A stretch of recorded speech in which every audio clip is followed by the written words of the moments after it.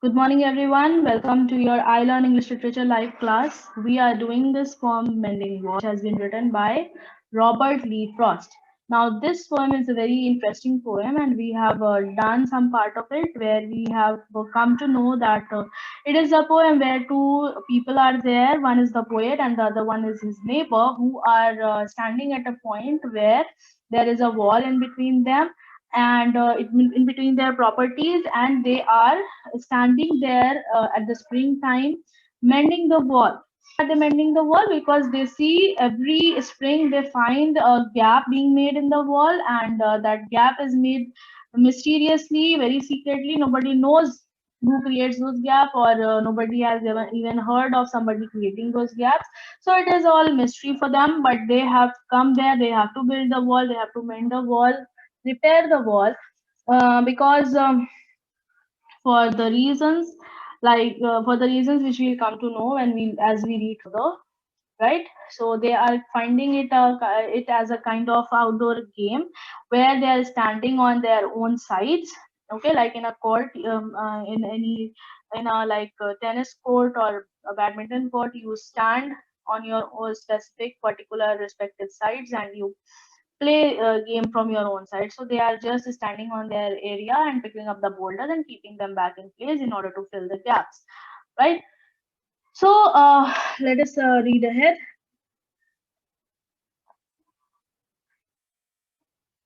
Okay. Umid, you will read, but just 4 lines. All right? Oh, just another kind. Stay where you until our backs are turned. We wear our fingers rough with handling them. Oh, just another kind of outdoor game. One on a side, it comes to little more. Until here. All right. Now you can stop. Yes. 4 lines only. Now, this we had already done yesterday only. Stay where you are until our backs are turned. This line has come. Why? Because the boulders which are there, as I had already told you, as I've already told you, that the wall is not a cemented one. Okay, the walls are made up of irregular stones. Okay, huge rocks, which are some are like lobes. That means rectangular, oblongated, while others are spherical. Okay, so it is very difficult for them to keep those irregular blocks in place. Okay, so what happens is that they feel like they have to use some kind of magical spell in order to keep them or make them stay in places. And what is this magical spell which the poet is talking about? Stay where you are until our backs are turned. So he wants the boulders to, he is instructing the boulders to stay in place until they all both of them move back to their own respective houses. Okay, and then he tells us about the nature of the rocks, that the surface of the rocks are very um, coarse. Okay, it is not smooth. So by handling them, by holding them, they are also having rough fingers. All right, flaky fingers now. And oh, just another kind of games means he is finding it to be just an outdoor game. Why? Because both of them are standing on their own parts, right? Suppose this is the net. You imagine a badminton court or a lawn tennis court. So there's a net in between which divides the two areas. All right. On one side, player A stands. On the other side, player B stands. So the same way, wall is acting also like a net, and both of them, the poet and his neighbor, are standing on either side of the wall, and they seem like they are acting as two players involved in a game, right? And what are they doing? They are just picking up the boulders from their side and keeping it back on the wall in order to fill the gaps which have been created in a mysterious manner. Now it comes to little more there where it is we do not need the wall. Now the poet has started reflecting or has started speculating on the thought which has come across his mind, that what is the need of the wall? Why actually do they need the wall in the first place? Right. So let us see what the reason he gives. What are the reasons which he gives?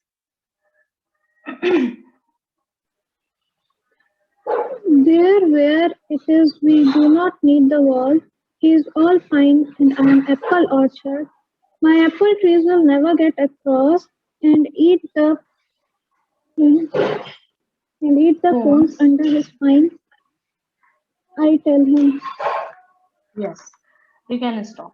So now the poet, till now he has been working in harmony. He has been working in cooperation with his neighbor. But now this thought all of a sudden has come across his mind that why actually do they need wall? What is the purpose of them having the wall when the farms which are owned by both of them are of two different kinds? He has pine orchard. Who is he? The poet. All right, the poet's neighbor has pine his farm has pine trees while the poet possesses an apple orchard, right? And both of them are immovable properties. Okay, the trees are immovable, isn't it? So you can just mention over here and that both of the properties of these people, they are immovable in there, so they cannot intrude into each other's property, they cannot get into each other's field.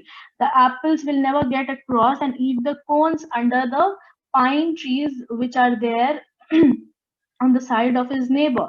And also the cones cannot be eaten by anybody since they are inedible. So he is also saying that both of them are not going to cause any harm to each other in any manner, right? Because both of them have immovable properties, both of them possess immovable properties which cannot intrude or which cannot encroach into each other's side. And also the apple trees are also not going to eat the cones which are under his spines, because first that apples cannot eat, and second that cones are also inedible, so nobody can eat those cones, right? So what is the need of having such protective boundary or protective shield or having a security around? Okay, I tell him. So this is what he is telling his neighbor. Now he has started convincing his neighbor to give up his age-old tradition of having a wall in between them and to have a modern way of thinking towards it, right? And, he just wants to influence his neighbor by his own belief, okay, by the poet's own belief. Yes,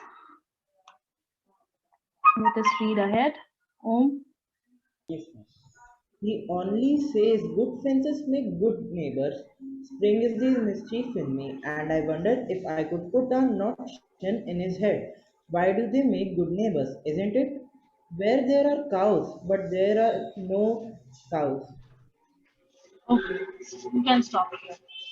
Now, when the poet tries to convince his neighbor that they do not need a wall, or they should have a second thought about building a wall or mending the wall which is there in between them. So what does the neighbor replies to it? That he says only one thing, and he says good fences make good neighbors, right? This is what his reply is. So he believes that if two neighbors are having a boundary in between them, if two neighbors are having a wall in between them, so it is going to make them feel a sense of security, and it gives them a sense of privacy. All right. So he believes that a distance is necessary between two people if they want to keep a healthy relationship. So in order to have a healthy relationship between two people, they need to have some distance, they need to have some gap, and need to have their own spaces, right? So this is the belief of the poet's neighbor. Then the poet says, spring is the mischief in me. That means, why is the spring being termed as mischievous, or why the poet associates the mischief of the spring? Why? Because the spring very mischievously, secretly, and mysteriously, it creates gaps in the wall, and the creation of gaps in the wall, it denotes the changes which are being made in the wall, right? So the same way the spring makes the changes in the wall, similarly poet also wants to bring about change in the in his neighbor's perspective, in the point of view of his neighbor. Okay, so he is there, therefore he is just comparing the mischief which is there in the spring to the mischief which has come up into his own mind because the spring, like the spring changes, bring about the change in the wall. Similarly, he also wants to bring about the change in the in his neighbor's view, in his neighbor's perspective. All right, and he wonders, and he thinks that if he could put a notion, he wishes that he could put this idea into his neighbor's mind as well. That this question which he is pondering upon, why do they need a wall, and if they make good neighbors, then why do they make good neighbors? Why does the neighbor think that only good fences can make good neighbors? Why can't they have a good relationship even without having a wall in between them? So he wants to put this idea into his neighbor's mind also, right? And he goes on saying that yes, having a wall would be okay, and it could be logical, it could be reasonable to have a wall when two neighbors are possessing movable properties like the livestock, like the cows. If both of them have possessed the cows, then it would have been reasonable to have a boundary in between them so as to keep the cows away from getting into each other's property, because the cows could come and could get into each other's property and graze the field, right? So it would have been reasonable if they would have possessed cows. But now here in this, there's no case over here. There are no cows. Okay, so they don't have any reason of having a war in between them, right? So let us read ahead.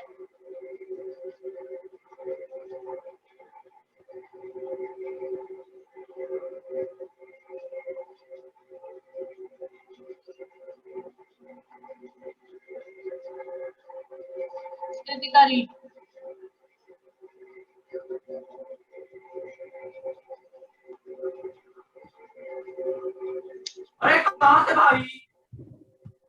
Bhai, just sorry for that. Why do they make good tables? Isn't it where they are? Yes, I wanted you to read because I knew that you never pay attention in the class. I have watched a lot of recordings and I found that you don't pay attention in the class. You keep on doing something or the other. Okay. So now somebody who has been following can read.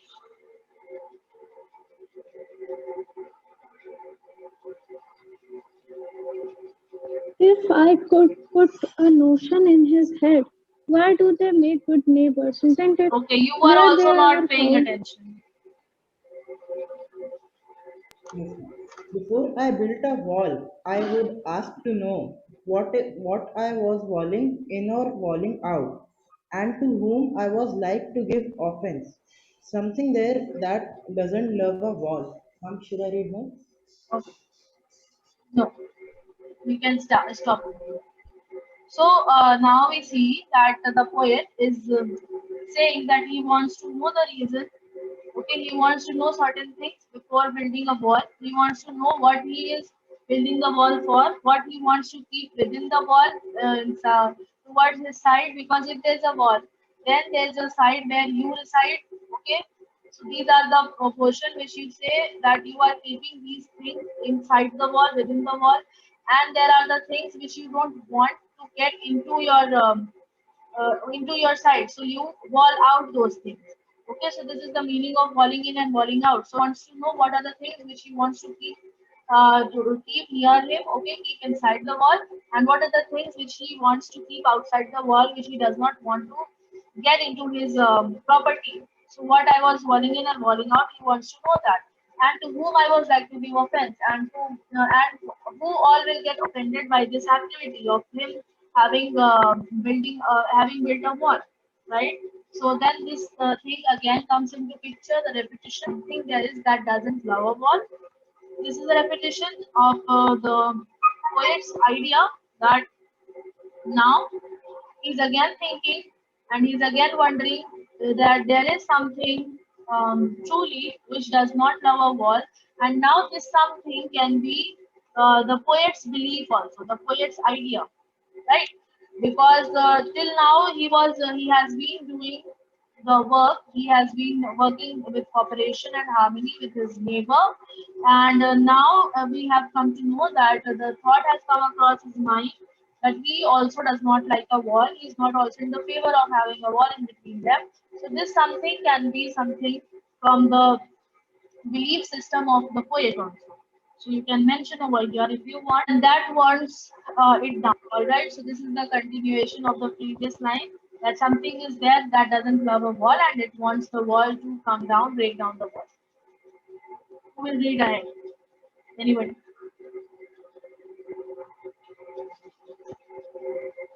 Yes, Ishan. That won't sit down. I could say else to him, but it's not else exactly, and I would rather he said it for himself. I see him there, bringing a stone cast firmly by the top, in each hand like an old stone savaged arm. You can complete the poem.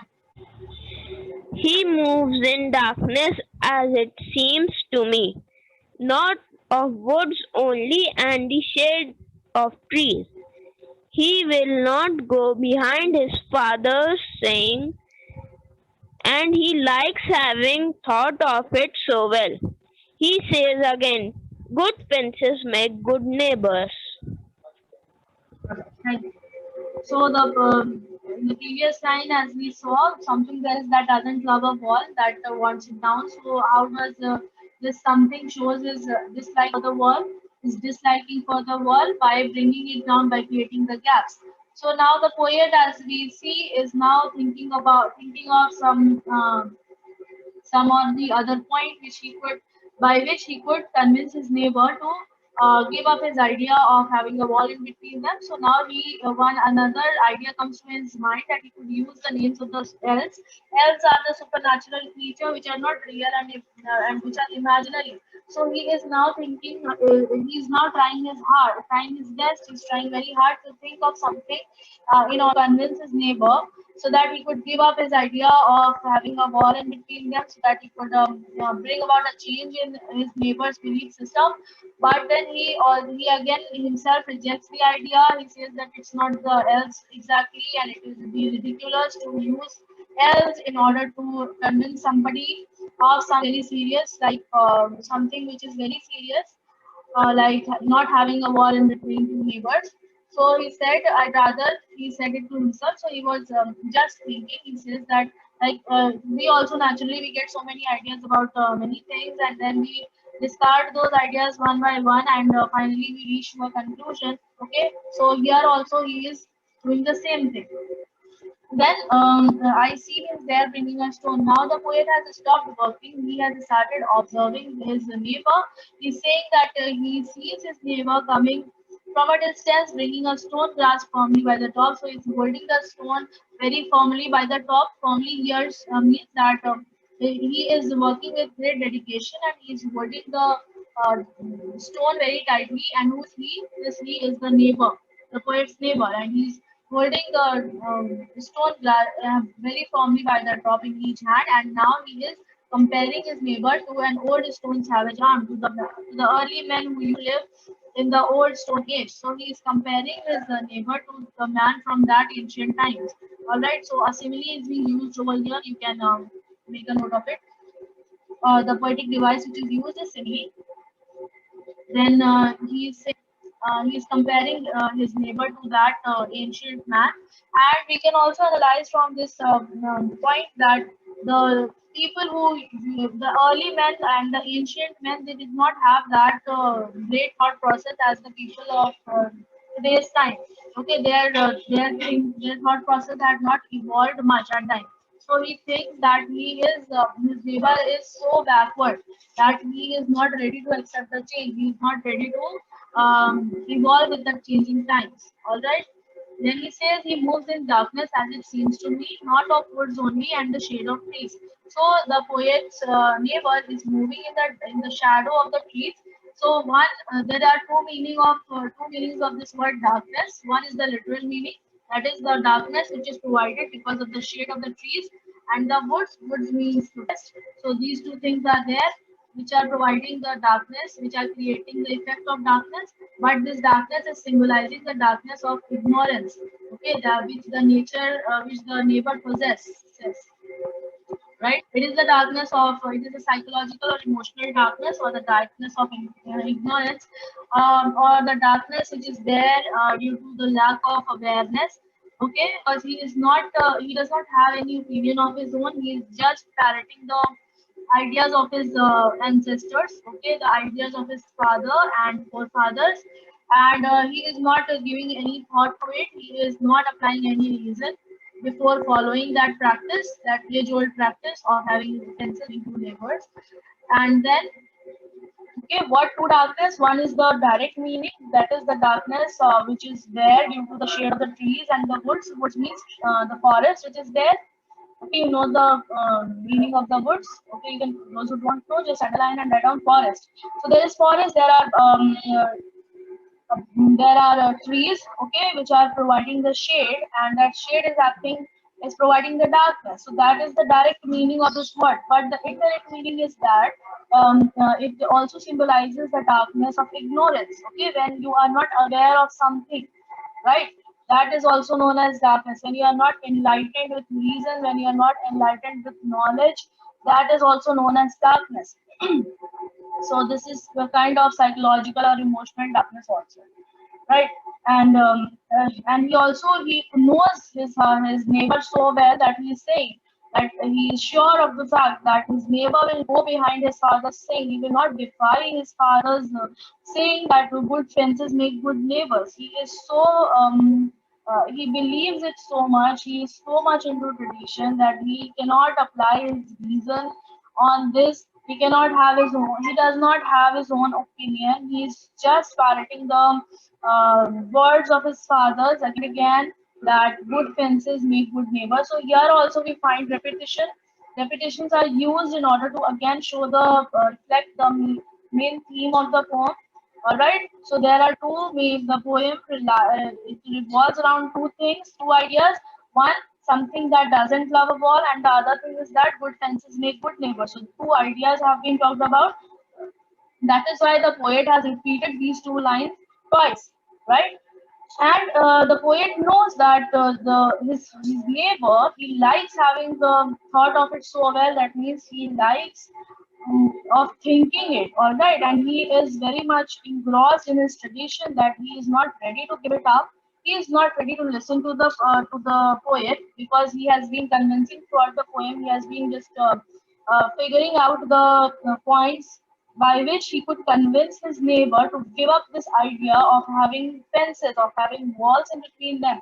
But again, the poet also knows his neighbor very well, and he knows that whatever he says, anything he says will not be able to convince his neighbor, and he knows that he will not give up his father's saying. He will not give up his age old tradition. And there he finds his neighbor again saying, good fences make good neighbors. Okay, so this shows that the neighbor is not ready to accept the changes. He's not ready to evolve with the changes, because see, there are some things which held good in the past time, but as the human mind evolved, and as we knew, and as we come to know that those things do not hold good in today's time. So we keep on giving up, okay, and we keep on doing away with those stuffs, with those beliefs. But here, the poet's neighbor is very conservative, and he is not going to accept the change. He is not going to evolve with the changing time, and he does not apply his reason before following any practice. Okay, so these are the things which are being talked, which we can analyze from this poem. These are the things which we can analyze about the neighbor from this poem, right? And the poet is being narrowed by custom over here, all right, and he is embracing it without any question. He is not even ready to think along with the poet, because they both were working together. They both were working with the same thing, on the same thing. They had been building the wall, they had been mending the wall throughout all these years, because as it has been told to us, as it has been informed to us, that it is a ritual which they perform every year. This is not the first time they are doing it. That is why the poet has come to this point of thought. Okay, his thought process has started that they should give up this idea. But what do we see? That the neighbor, this idea did not come into his neighbor's mind, and neither is he ready to talk about it. Okay, because he keeps on repeating the same thing. He's not saying any other thing. He's just keeping on. He just keeps on repeating the same line. Good fences make good neighbors. That shows that he is adamant on just following this age-old tradition, which he has inherited from his father and forefathers.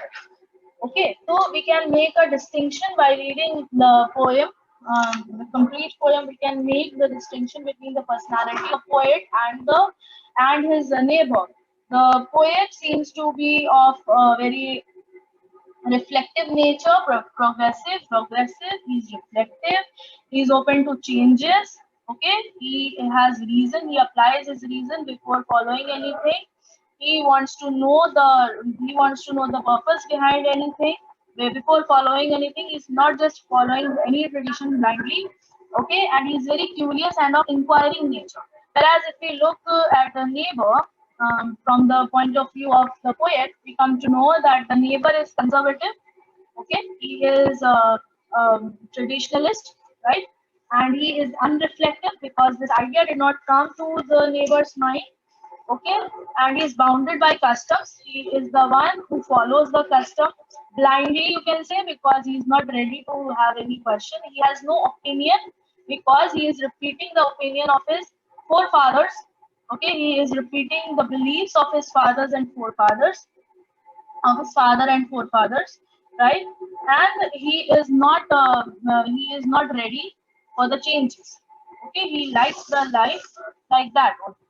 He just wants to have the things which are going on in its own natural way. He does not want to change anything in his surroundings.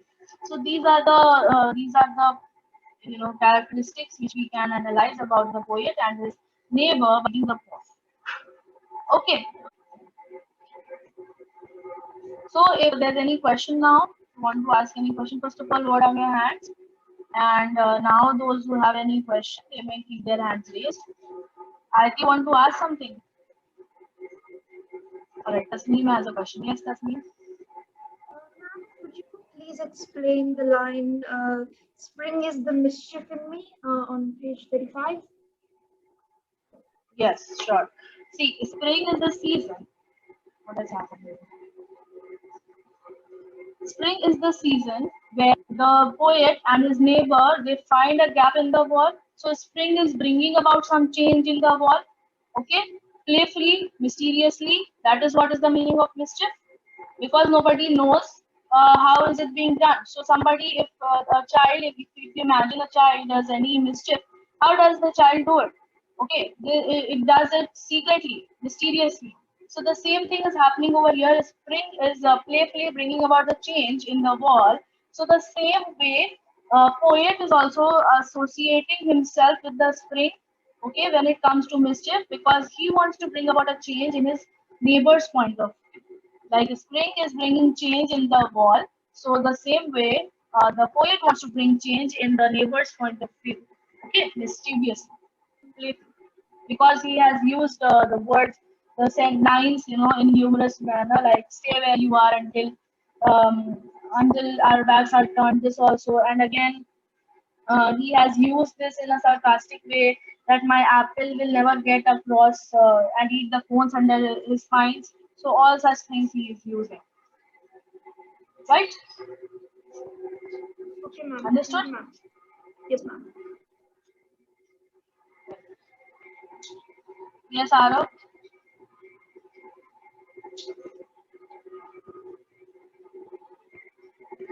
Ma'am, Arav? first question is, can you say again the natures of both the men's, this poet and the neighbor? Yes, you can note it down.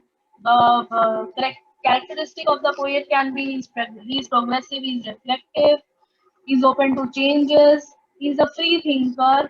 Okay, he applies his reason before accepting any practice, any tradition. He does not follow any tradition blindly. He is of curious nature and he is of inquiring nature as well. While the neighbor is extreme is just the opposite of the poet. The neighbor is a traditionalist, he's a conservative, he is bounded by customs, he has no opinion of his own, right? He is not curious about the thing and he is not open to changes. Okay, Yes, ma'am. And ma'am, one more. another thing, another question. You have to Ma'am, multiple if it questions. asked to explain why the neighbor didn't wanted the wall, why the neighbor wanted the wall in between him. So, ma'am, which reason will be more appropriate, his father saying or that the it gives security to them? Which reason would be more appropriate? It gives security to them. This is what we are analyzing, no? But his he you can include the characteristic of the poet's neighbor in your answer. You can say that he follows his father's age-old tradition of good fences make good neighbor. Okay, and he does not want to evolve with the changes. This you can include, right? But if asked in a general sense, then you have to tell that the poet. Yes, you can write it down that according to the poet's neighbor, he might have the thought or he might think that it is important to have the wall in between them because it's a sense of security and it is important to have a wall to have some distance, to have our own spaces if we want to live peacefully. That holds true, right? So you can write that thing as well. But your primary answer should be that good fences make good neighbors. This should be there. If it will not be there, then you are going to lose marks. Because as it is that you will be getting a 2-mark question, so you have to at least mention 2 points. And the point should not be 2 words.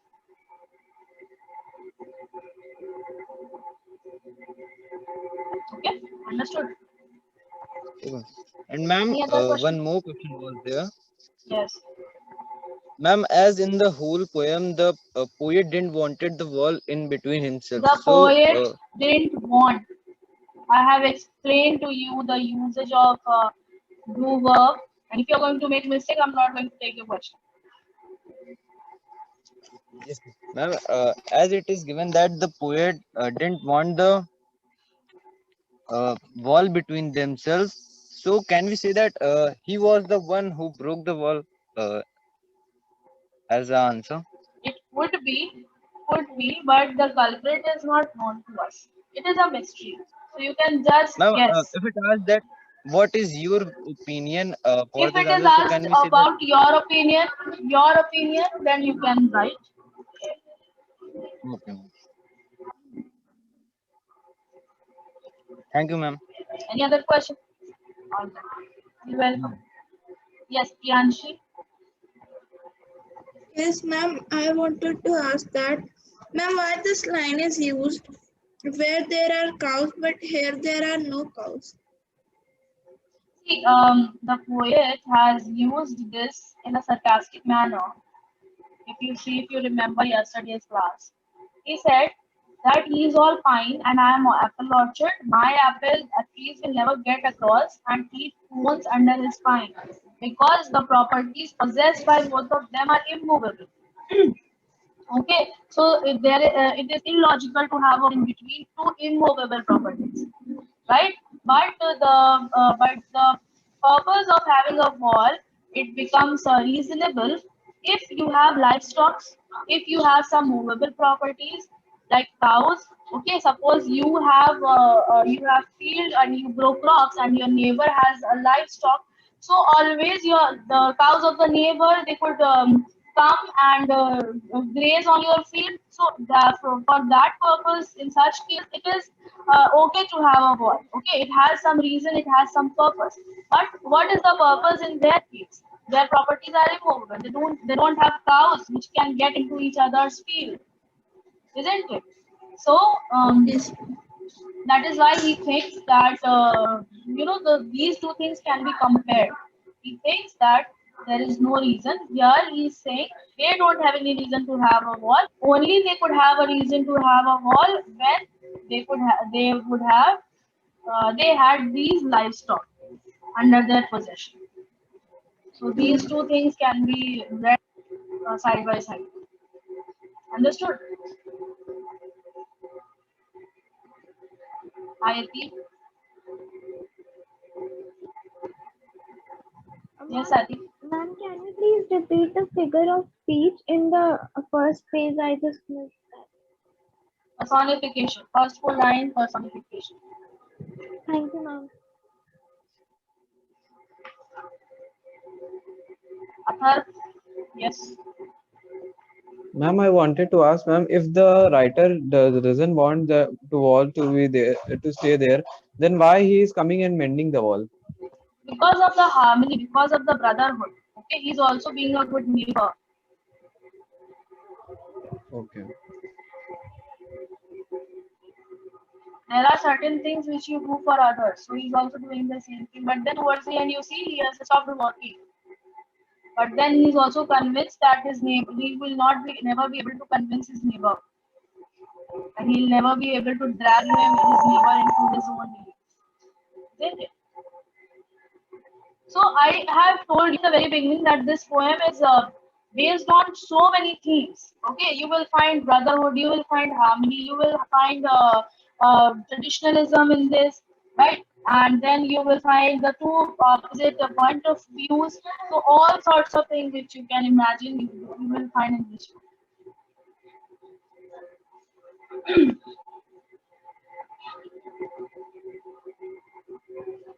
Any other question? Okay, so you can tell me what do you conclude from this after reading this poem, and we shall discuss your point of view tomorrow in tomorrow's class, right? So you can tell me what do you conclude, and you can go back and contemplate on this poem, speculate on this poem, have your own thoughts, pen down your own thoughts. What do you think? Because you know the explanation now, so I want to listen to your opinions. And then we will discuss what would be the best possible conclusion of this video. All right? Understood? What do you have to do? So I hope all of you, those who are present over here, will come up with something or the other, and not the four children. Tasneem, Priyanshu, Divyanshu, and Arav are also there, but I want others also to come up and join the join their classmates. Okay. So I'll end the meeting as of now. Thank you, everyone. Take care. Have a nice day.